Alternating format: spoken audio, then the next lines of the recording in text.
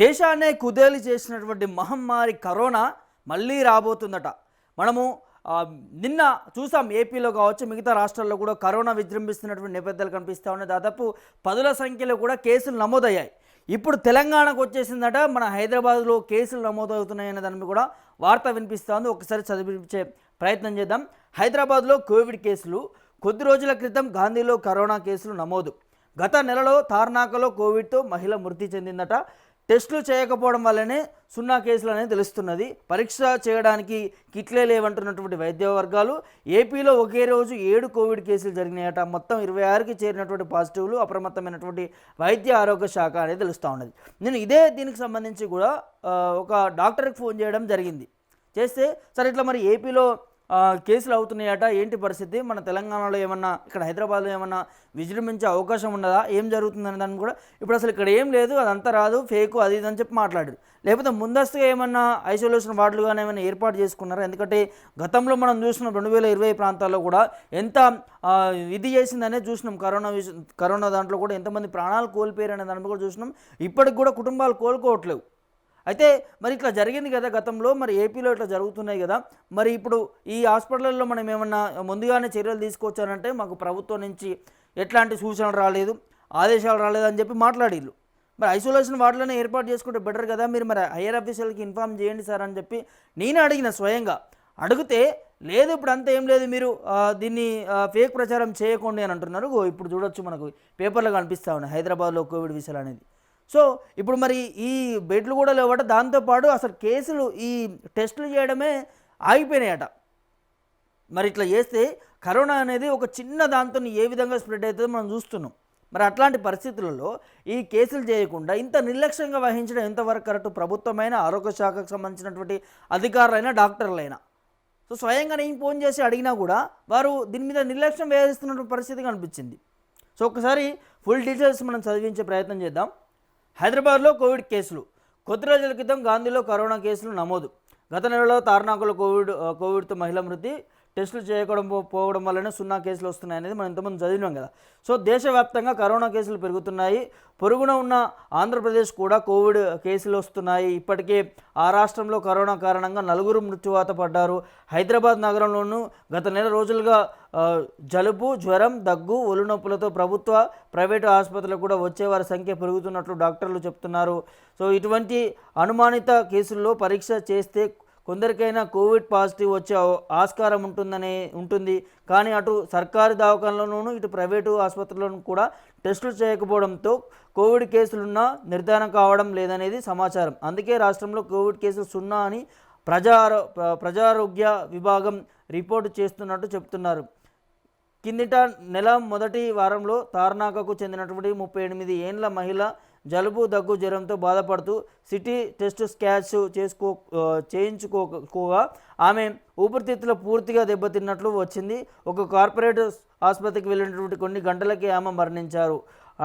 అనంతరం ఆమె రిపోర్టును పరిశీలించిన ఓ ప్రభుత్వ వైద్యుడు కోవిడ్ కారణంగానే ఆమె ఊపిరితిత్తులు పూర్తిగా దెబ్బతిన్నట్లు గుర్తించారు. ఇది పరిస్థితి. అలాగే గత నెలలో గాంధీలో కూడా ఒక కోవిడ్ కేసు నమోదైనట్లు సమాచారం. ఇంత జరుగుతున్నా కూడా తెలంగాణలో కోవిడ్ నిర్ధారణ పరీక్షలకు సంబంధించి ప్రజారోగ్య విభాగం ఎలాంటి ఆదేశాలు జారీ చేయలేదు. టెస్ట్ కిట్ల లేకపోవడం వల్లే కోవిడ్ పరీక్షలు చేయట్లేదనే దాన్ని కూడా వైద్య ఆరోగ్యాలు చెప్తున్నాయి.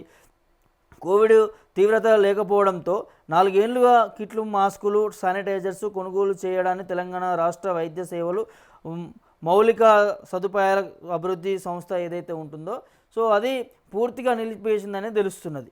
దీంతో ఒకవేళ వైరస్ విజృంభించి భారీగా కేసులు వస్తే పూర్తిగా చేతులు ఎత్తేసే పరిస్థితి. అలాగే కరోనా వైరస్ వ్యాప్తి చెందడం నేపథ్యంలో కనీస జాగ్రత్తలు, అవగాహన కల్పించడంలో ప్రజారోగ్య సంచాలకుల విభాగం పూర్తిగా విఫలమైందనేది ఆరోపణలు వినిపిస్తున్నాయి. ఇది పరిస్థితి. నిద్రపోతున్నారట ప్రభుత్వం, అధికారులు, వీరందరూ కూడా.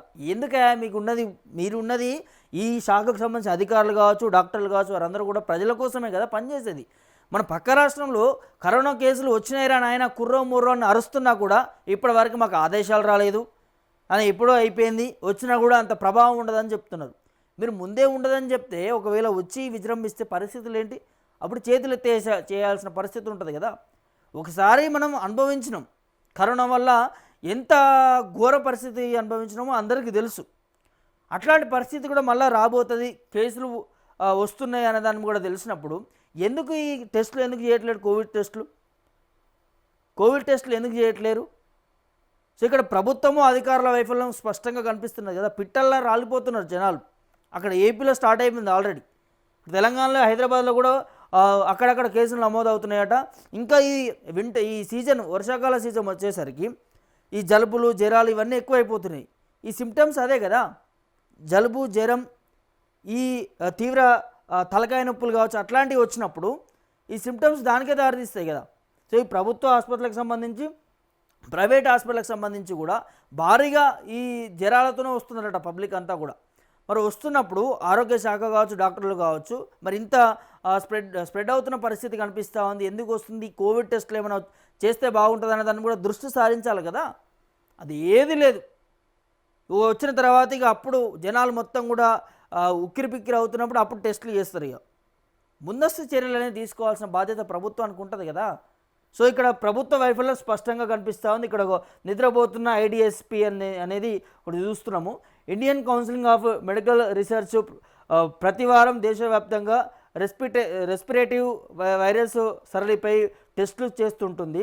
జూన్ మొదటి వారం నుంచి కూడా దేశవ్యాప్తంగా కోవిడ్ కేసులు పెరుగుతున్నట్లు అందులో వెల్లడైంది. సో తాజాగా జూలై మొదటి వారంలో ఆ సంస్థ 162 నమూనాలను పరిష్కరించగా 58 కోవిడ్ కేసులు నమోదైనట్లు వెల్లడించింది. సో మిగతావన్నీ కూడా ఇన్ఫ్లుయెంజా ద్వారా కేసులు అనేది పేర్కొంది. అదే విషయాన్ని కూడా ఐఎస్ఎంఆర్ తన డాష్బోర్డ్లో కూడా వెల్లడించిందని చెప్తున్నది. రాష్ట్రాల్లో వైరస్, ఇతర అంటువ్యాధుల వ్యాప్తిని కూడా ముందుగా అంచనా వేసి తగిన జాగ్రత్తలు తీసుకోవాల్సినటువంటి బాధ్యత రాష్ట్ర ప్రజారోగ్య సంచాలకుల విభాగమే కదా.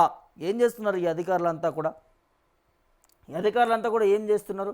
సో ఇప్పుడు ఏదైతే ఈ బాధ్యతను ఇంటిగ్రేటెడ్ ఈ ఐడిఎస్ఎఫ్పి సంస్థ ఏదైతే ఉందో విభాగం చూసుకుంటుందనే తెలుస్తుంది.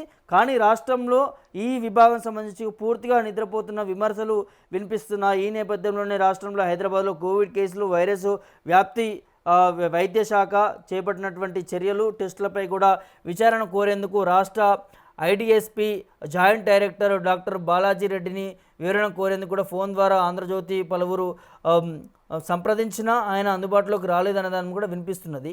అలాగే హైదరాబాద్లోని డిఎంహెచ్లో కూడా డాక్టర్ పట్ల శ్రీనివాస్ సైతం ఫోన్లో అందుబాటులోకి రాలేదని చెప్తున్నారు. కొంతమంది మీడియా ప్రతినిధులు కూడా అడుగుతున్నారట. అంతే మేమే అడిగినాం ఫోన్ చేసి, ఏంది సార్ మరి కేసులు అవుతున్నాయి ఇట్లా పరిస్థితి, మనం ఏమైనా ముందస్తు చర్యలు ఏమైనా తీసుకోవాలా, లేకపోతే దీనికి సంబంధించిన కేసులు ఏమైనా చేస్తున్నారంటే అదేం లేదని చెప్పి మాట్లాడారు. సో ఇప్పటికైనా అప్రమత్తం అవ్వండి. అప్రమత్తమై ఈ మొదటగా త్వరితగా చేసేటటువంటి పని ఏంటంటే టెస్టులు చేయండి. దానికి సంబంధించిన కిట్లు కావచ్చు, శానిటైజింగ్ కావచ్చు, అదంతా కూడా ముందుగా ప్రభుత్వం ఏర్పాటు చేసుకోవాల్సిన అవసరం ఉంటుంది. ఇప్పటికైనా లేట్ అయిపోయింది. ఇప్పటికైనా కూడా త్వరగా దీనికి సంబంధించినటువంటి చర్యలు చేపడితేనే బాగుంటుంది.